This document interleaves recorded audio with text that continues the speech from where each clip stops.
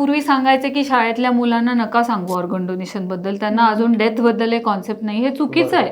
त्या वयापासून जर आपण सांगत आलो की आपण प्रत्येक जण मरणार आहोत हे त्यांनाही मुलांनाही माहिती असतं, त्याचं किती त्यांच्या मनावर बिंबलंय ते किंवा त्याचं किती महत्त्व त्यांना आहे तो भाग निराळा आहे. तो जसा माणूस वयाने मोठा होतो तसं ते अवेअरनेस वाढतो.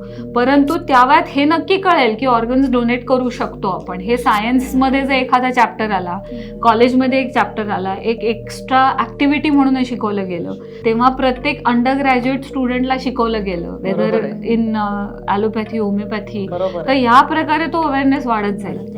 प्रत्येक हॉस्पिटलमध्ये जॉब घेताना प्रत्येक एम्प्लॉईला, whether person is a doctor or otherwise, त्यांना विचारलं गेलं. प्रत्येक ह्युमन रिसोर्सेसमध्ये जर हा ऑप्शन दिला गेला, ह्या सगळ्या मार्गाने ऑर्गन डोनेशनचा अवेअरनेस वाढत जाईल, जेणेकरून ही तफावत आपल्याला भरून काढता येईल. कारण सांगायला वाईट वाटतं की इतक्या लोकांचा मृत्यू होतो ऑर्गन डोनेशनच्या लिस्टवर, वेटिंग लिस्टवर. लिव्हरच्या बाबतीत तर 60 to 70% people die because they don't get organs in time. त्यामुळे वेटिंग लिस्टवरची मॉर्टॅलिटी कमी करायला हा अवेअरनेस हा फार महत्त्वाचा मुद्दा आहे.